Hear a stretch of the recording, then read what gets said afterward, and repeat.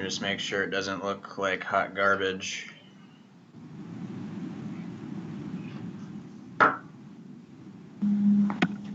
One second, guys. I actually strive for hot garbage.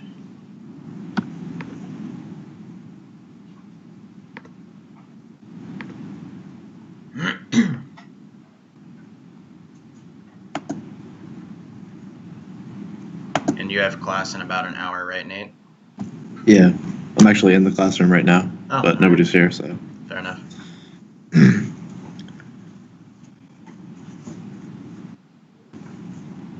Yeah, should be no worries. It's just a lab class, so we don't actually do anything. Fair enough. Wait, you're in the class streaming? Yeah, there's nobody in the classroom right now. It's an empty, but nobody's here, so. Fair enough. All these classmates about to be hype. What is it? I used to stream and play Lackey in the basement of my college. Should be no worries. It's just a lab. So I used to go to a community college, and no one would go in the basement, so I used to sit and like play Lackey and shit in the basement when no one was around. Only Alex. I used to Skype during my class, like not stream obviously, but I used to like talk to my friends on Skype during class. Yeah. It's pretty aggressive.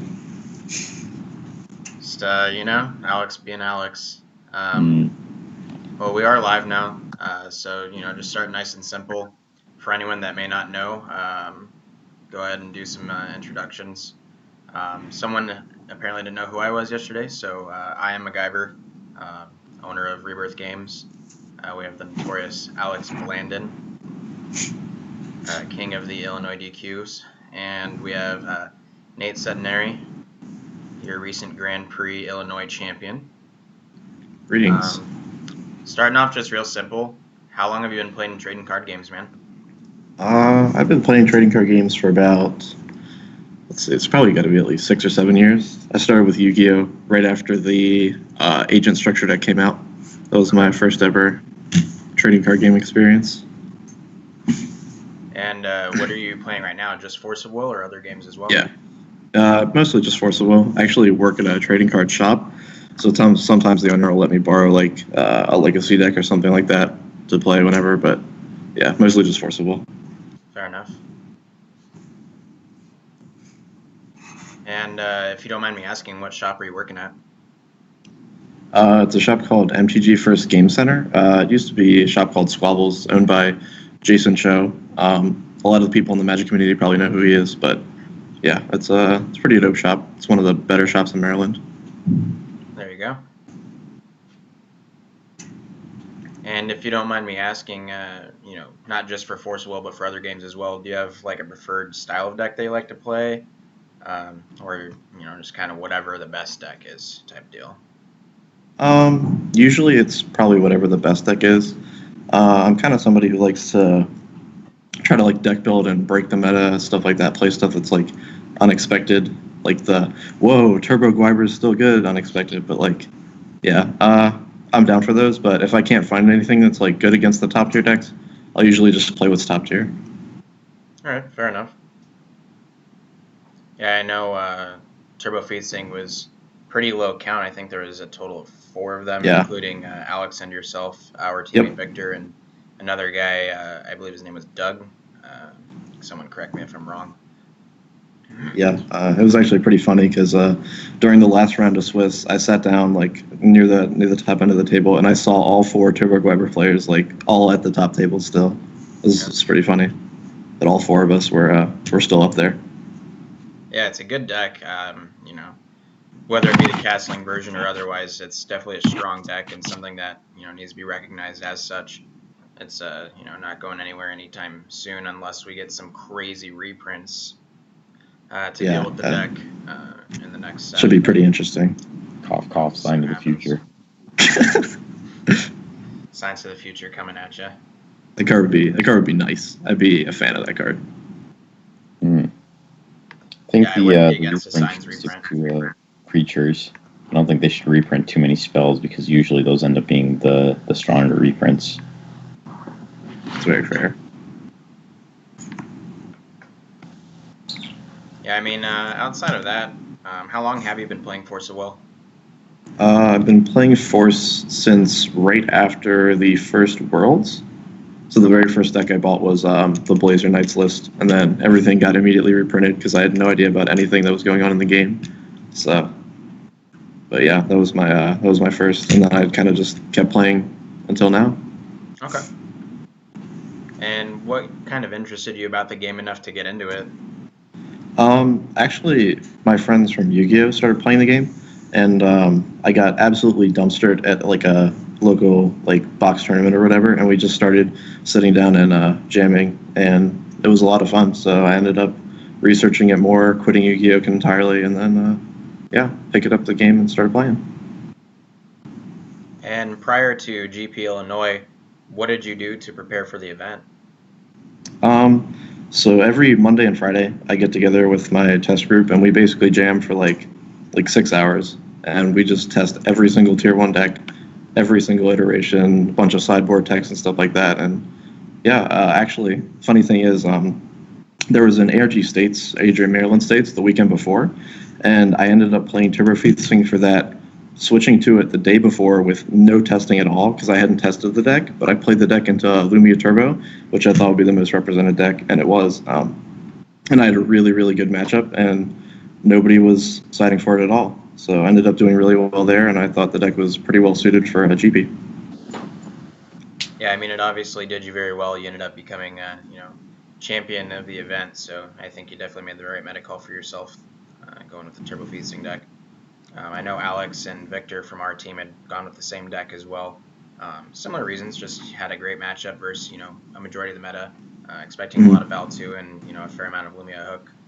It was definitely a favorable choice. And Fox wasn't really popping up as much, so it was probably a little bit safer to play Feasting. But with a lot of Fox, I still think Feasting is kind of shaky. But that's the cool thing about this meta is that there's no like clear defined deck that's like better than all the other decks. There's like every single deck has like 1 or 2 decent matchups, 1 or 2 bad matchups, and like one matchup that it's smashed or gets smashed by. So it's pretty cool.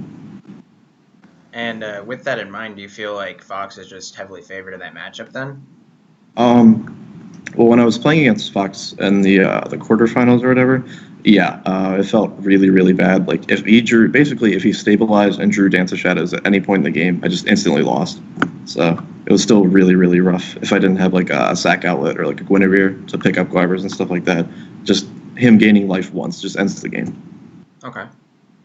Now, Alex, with you being the other pseudo top 8 Feasting player, do you feel like that would be the same type of matchup for you as well? Or do you feel like it's not as one-sided, being based on cards like Dance and Amit? No, I kind of agree. That's the one bad matchup. One of the biggest mistakes, actually, I feel like a Fox player can make is trying to run out their Amits really early on. I had played one guy in the tournament who was like a decent player, but he kept playing Amit more often than not, as opposed to just running out Griffins and trying to contest my board, which is actually a lot scarier because they can just keep summoning them, whereas with Amit, there's an end because they just run out of Killing Stones eventually. So I think that's a big part of it, but I do think the deck is probably one of the scarier threats to Quiver. Okay. And I know we already touched base on, some of the top-tier decks you were expecting going into GP Illinois, but what other decks were you expecting? Was Alicera something that was even on your radar? Were you expecting more control? Absolutely not. I basically sat down against the deck. The person playing it, I think her name was Sarah. She played an Emissary on turn 1, and then played 2 more on turn 2, and I instantly lost the game. And then she proceeded to do it again game 2. I was like, yeah, seems like unwinnable. Like, this is ridiculous. And then I didn't know what the new Alicerius did. So she's just like, Judgment for 1, hold priority, God's Art for 3. I'm like, wait a minute. This costs so much less mana than before. Why is this so busted? And then she put Velsibari into play and like thundered me 8 times in that game. It's like, okay, that's pretty good. It's a pretty advantageous turn. Yeah, almost the same exact thing happened to me. It was just game 1. It was just turn 1. She played one of those 04s, and then turn 2 she played 2 more, and I was just like, oh, I lose. Got thundered I think 12 or 13 times that game. So that's how that went. Yeah, matchup is like brutally unwinnable if she opens Emissary, but yeah, Emissary is a very key card in that matchup, especially being able to pick off Gwens to reduce your card advantage, it makes it very difficult to come back. Yeah, especially when they're killing the tokens, stopping you from playing Guibers, and in addition, they're getting themselves towards having enough cards to remove to just like instantly win the game when they flip. It's kind of insane. Yeah, the keepers get infinite value once you get all the buffs across from having the 10 removed. Having all the keepers in addition to Aliceris blowing the board, it can definitely be a hard swing to come back from. Yeah, I actually was able to reestablish board game 2, but she like drew for turn and then cast the Flame Dragon of Altea. Just like top deck it, cast it. It had haste, first strike, and target attack. So just like killed a Guiber. It was like, wow, this sucks. So yeah, it was interesting. Yeah, it's definitely a rough matchup. If they open well, at least. If they open well. Yep. No negation does put them in an awkward position if they don't open that ideal 0-4 emissary. Yeah, or if they open an emissary and like I'm able to like Adam Brawley it with like an egg and a token or something like that. If for some godforsaken reason they don't kill the token. But yeah, outside of that, it's pretty rough. And outside of the competitive GP meta, what's your local scene like? Well, I usually so I've been trying to grow the scene a little bit. It's been pretty small where we are, but we do have like the HQ game scene, so like Billy Buttons, Matt Kane, those guys. So for like the state events, it's pretty good, but for locals, it's mostly just like me giving everyone a tier 1 deck and then like just playing, like just grinding tier 1 decks against each other. So yeah, but we're hoping to start firing locals pretty soon. And any popular names at your local in particular? Not yet, but no, not really. My friend Eric Peterson has come to a few events with me before, but we've both done pretty medium at all of them. So, but maybe in the future. Well, hey, you already started your foundation. Maybe you'll start his, right? Yep, that's the plan. And were there any particular tech card choices that you made in your deck that you felt just hedged you versus the meta overall for any of the matchups you're expecting, or just anything that was very quirky?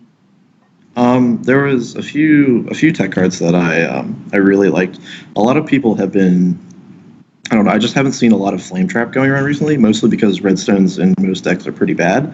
But I think Flame Trap was like by far one of the best cards on my sideboard because the Lumia decks, like if you're putting pressure on them with like 12 flyers and stuff like that, they have to try to ramp out mana as fast as possible. And then they flash in their 4th Melfi on the end step, and you Flame Trap them, and the game immediately ends. Like, Flame Trap is just absolutely insane. It actually won me Game 3 against Ryan Miles in the top 8 match. But yeah, that card was insane. Yeah, Flame Trap is definitely good right now, especially with everything being so ramp heavy. Not just the Guiber deck being very swarm based, but also the Lumia Hook deck. Even versus the Aliceris deck, it's not terrible pre-buff.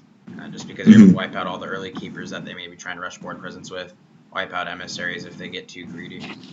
Yeah, and even if it's like you're casting it post flip and like then you like make an Adam Brawley play and like finish off the last thing, you can kind of claw your way back into the game. But yeah, it was pretty good. Yeah, well placed Flame Trap alongside Adam Brawley as an instant kill to Gwibber as well, which is definitely advantageous in the mirror. Or Griffin. Yep, or Griffin. Outside of that, what all did you play throughout the day? What was your match lineup? My match lineups were like, I don't remember exactly, but round 1 I played against Mono Red Melgus. I mean, I just rolled it because I have 12/12s and they have 6/6 haste guys.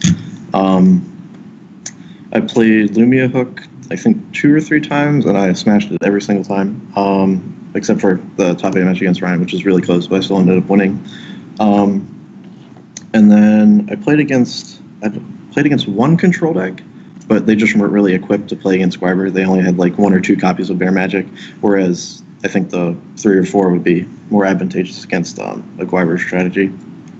The Alicerius deck, and then I played 2 Valentina the entire tournament, which is my best matchup, and then like one of the most represented decks of the top tables, which I thought was kind of crazy that I didn't get to play against it more. But my winning in was Valentina, and I just rolled it over. And then the finals match, as I'm sure everybody saw, was just kind of a stomp. But that's because I'm just really, really favoring that matchup.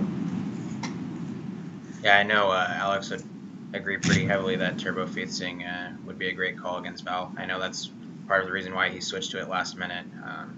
going into the event, he was expecting to play Val until pretty much the day or maybe 2 days before the event, where he kind of switched over to Turbo Feasting, just because he is so favored in that matchup, and we were expecting a pretty fair field. Yeah. I also thought too that the as long as I put seals in, I had tested without seals and I kept losing to Jalen. And I was like, well, if I put seals in, I don't think there's any way I ever lose to Lumia, because they can't ever beat a no chase seal, which you always have if you have seal most of the time, like you play for Apollo. So it's like, if I just put seal in here, I know this matchup just automatically beats Val. There's nothing they can do about it. You just beat them.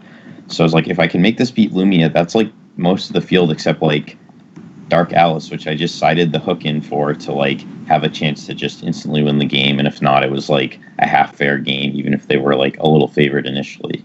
So I felt it was a pretty good deck, especially after testing it the night before when I was just kind of smashing almost everyone I played. I think I played Matt Kane in lobby, and I think I beat him like 5 out of like 6 or 7 games. So I was pretty, I was watching you kind of smash all over him, but yeah. So I thought it was a pretty solid deck. Yeah, I definitely agree. It's kind of funny that I didn't end up maining the seals because I was just a greedy piece of trash, and I just mained every greedy card possible. But I ended up siding the seals too, just because like it's kind of funny that in a deck with like 7 or 8 counter spells, you can just like play 2 or 3 and still by far win the counter war, because you just counter their thing that matters and then make it unchaseable, and they can't do anything about it. One sec, guys. I'll be here.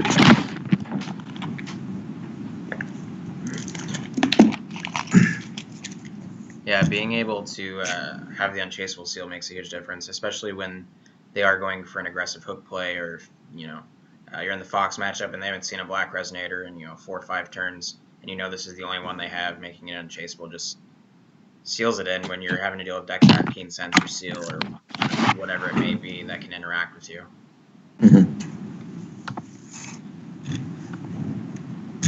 Reflecting back on the event, were there any choices that you thought you should have made but just didn't make? Like deck construction wise or like play wise? Let's start with deck construction and then move on to play. Okay. So I saw everybody playing Sha Wu Jing, and you'll see one copy in the main deck of my list. That card was absolute trash in my list. It was so bad, but I had Kieran Lucas, aka Wukong Lucas, in my room. So, I mean, he kind of told me to play it, and I wanted to play it because I wanted to show that I knew the cool tech that everyone playing the mirror match beating Lumia deck was playing. But yeah, that card was absolute trash. I think I was like probably the greediest person alive with my like one-of creatures, like playing like a one-of Bedivere, one-of Tsukuyomi Noble, and then just like having them whenever I needed without no way to search them. Like, I don't know. I kind of thought like you would see them because you'd either mulligan for them or you'd like draw through most of your deck by the time they'd be relevant. But if you want to see a one-of creature in this deck, it either has to be red or you have to play more than one of it. Like, that's just the simple truth. So I just got really, really lucky. But other than that, I think my deck was pretty fine. Okay. And throughout the event, similar question is just, were there any choices you should have made but just didn't make? The only ones that I should have made didn't actually matter, because the only thing I can think of was the top 8 match against Ryan when he played his last turn in time, and then I untapped and flame trapped him. I tapped out to cast Unearther to kill his last guy that he rapid growth, but I had like an egg and Adam Brawley in hand, so like I left myself still dead to him top decking a Prisha or like a Moonbeam Butterfly to get Prisha and give it flying, and then deal enough damage to kill me. So that was definitely a mistake, but it ended up working out. I got lucky. So, but other than that, I think it was pretty much fine. Okay. And going forward, since you do already have your paid invite to Worlds, do you plan on attending any more events to just keep racking up prize cards and event tops, or are you pretty much done until Worlds? I think some of the ones that were a stretch that I might have gone to like try to get an invite to Worlds, like increase my odds, I probably won't be going to. But like the ones that are closer to me, like the New Jersey one and like the Ohio one's not too far out, I'll probably still be at those. And like some of the ARG events, like ARG New Jersey and stuff like that, I'll probably still be going, especially since the people I test with are going to be trying to get their invite and stuff like that. But some of the farther ones I probably won't be hitting up since I don't need to. Okay, and do you foresee yourself going to the Masters event out in Vegas now that you have your invite for that as well? I currently plan to. I need to figure out like school schedule and stuff for September because it's going to be kind of a hectic month, and then we need to get the final date for the Vegas tournament. But yeah, I would. I really like to, especially with that good of a prize pool. Yeah, $20,000 is not a joke of a prize pool. Yeah, it's nothing to sneeze at. Yeah, definitely pulled through on that one. Quite impressed, actually. Didn't expect that much from Force of Will. Yeah, I was expecting, maybe top end $5,000, maybe. Yeah, 20 grand cash is pretty insane. Yeah, outside of that, any shout outs or questions for us? Not really. I mean, I guess you guys did a team Rebirth. You guys did pretty well at the event. You had a lot of people. I know, like in the 1K, I'm sure topped, and then like just in the normal tournament, you had a few people topping. But yeah, I mean, pretty much shout out my store, shout out everybody else. But that's pretty much all I got. Yeah, just something short and sweet. Alex, anything else to add? No, I think we covered most of it. Yeah, I mean, outside of that, tomorrow we'll have Ricky, the guy who ended up getting second place at the event, piloting his Val 2 deck. So definitely check us out tomorrow.